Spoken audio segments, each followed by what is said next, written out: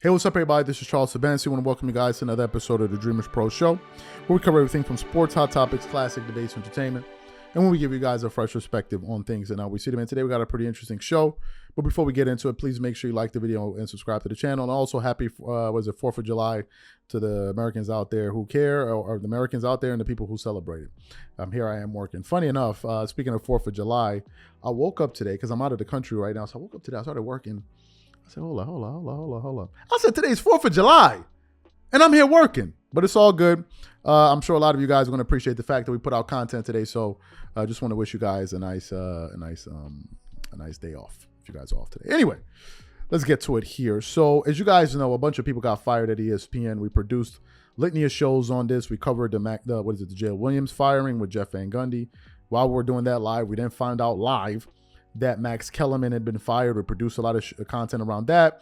And then I noticed out there a lot of people, even I said, a lot of people were pretty upset that they somehow found a way to retain Malika Andrews, who seems to annoy everyone.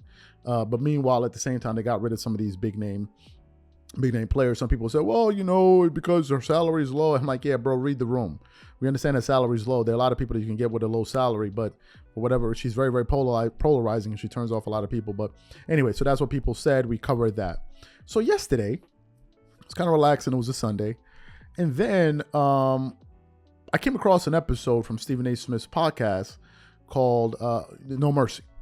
And in this podcast, he was addressing essentially some of the firings that took place at his place of employment. And at one particular point, he actually started to go through the list of people that he had relationships with and what he felt about them being let go by ESPN. So what we want to do is we want to play a little bit of what he had to say about Jalen Rose being fired, a little bit about Max Kellerman. So take a listen to what Stephen A. Smith had to say here, and then we're going to come back and continue on with the show. Take a listen to that there. ESPN, just the other day, laid off about 20 members of its on-air talent. I titled this "Change Happened, More to Come," because, as you all know, I work at ESPN. My day job is First Take, NBA Countdown to NBA Stephen A's World, all of that stuff, but mainly First Take. And there are a lot of people who got laid off. Friends of mine, actually. Definitely respected colleagues who've done a phenomenal job and deserved better. But it's not Disney or ESPN that they deserved better from. They deserved better from than the times we're living in. A lot of people don't want to see that, and they don't want to appreciate that. But those are people rife with emotion, some justifiably, obviously, but are not paying enough attention to the dollars. Right here on this podcast, when Disney announced that 7,000 layoffs were coming, everybody associated with ESPN knew this day would arrive. Folks as individuals were hoping it just wasn't them. To see Jalen Rose gone, my brother, done an outstanding job for us covering the NBA for years. Got a lot of love for that brother. A lot of the great work he's done over the years, what he's represented for the company. I'm going to miss him. Jalen Rose has always been good to me.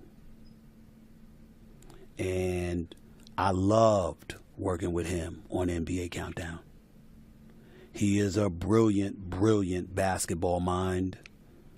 He is somebody that worked his ass off all the time. There was never an assignment he backed away from. There was never a time he didn't want to work. And my heart goes out to him for being one of these cuts after his exceptional run at ESPN. I'm even going to mention Max Kellerman. I know y'all thought I wouldn't. I am not happy that he is gone. We all know what history we had. We all know what happened with he and I parting ways on First Take. I don't want the brother unemployed. I want him gainfully employed. I want him having a job and a career. And that brother knows his boxing inside as out, and smart as a whip, and has been around a long time. I wish him no ill will. And a matter of fact, although I sincerely doubt he ever will, if he ever called me needing my help, I would not hesitate to help him. Just because I don't want to work with you directly in a debate show doesn't mean I didn't want to work with you. Doesn't mean I couldn't have worked with him covering a boxing match. Doesn't mean I couldn't have worked with him covering a UFC match. Doesn't mean I could have worked with him doing Sports Center, a Sports Center segment, or somebody else. I'm just talking about a 2-hour debate show. I wanted a different partner. That's all. I wish the brother nothing but the best. So you heard what Stephen A. Smith had to say. Let's start from the end. He spoke about Max Kellerman. He said that obviously we all know why that show came to an end. It wasn't because of money. ESPN First Take has been the #1 morning show, I believe, in sports for the last 11 years, as he said. So him and Max Kellerman were doing very well. Stephen A. Smith essentially just wanted a different format. He wanted a different debate partner, and he wanted a guest, like, to kind of have like this rotating cast where he can debate with different people and also make things more interesting. I think ultimately it worked out because now you have a plethora of entertaining personalities. You have JJ Redick, you have Kendrick Perkins that comes in, you have Mad Dog Russo that comes in. At one point you had Jay Williams, who's no longer with ESPN. They didn't renew his contract. He wasn't fired. So I think at one point they had Keyshawn Johnson that would come on there. So he wanted to change things up a little bit. Now I was a bit surprised to hear that he would be willing to extend an olive branch and to help Max Kellerman if Max Kellerman ever needed that. Now, I don't know what capacity that will be in because Stephen A. Smith is employed by ESPN, so I don't know, maybe he'll put in a good word from who knows. Who knows?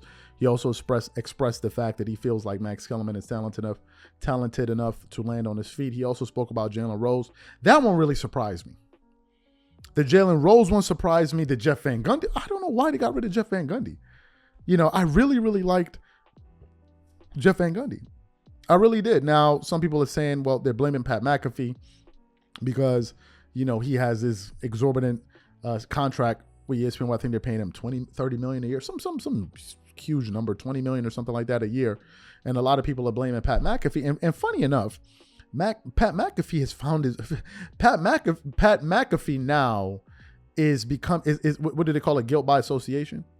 Pat McAfee now is getting negative press, and he hasn't even released a single show.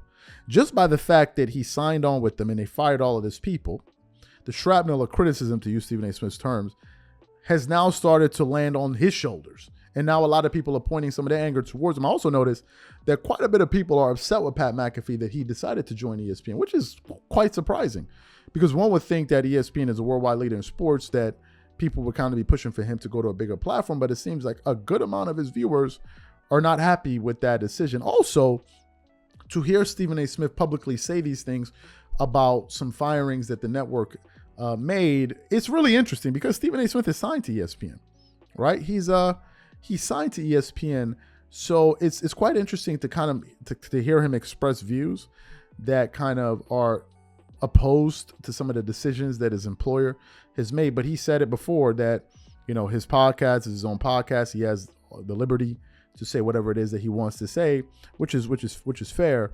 I'm just surprised that he came out there and said it. So what I want to know from you guys is simply this: what are your thoughts on what he had to say about his former colleagues that used to work at ESPN? And of all of the people that got fired, which one of them do you think goes on to create their own platform? Whatever you guys think, please leave your thoughts and comments in the comment section, and we catch you on the next show.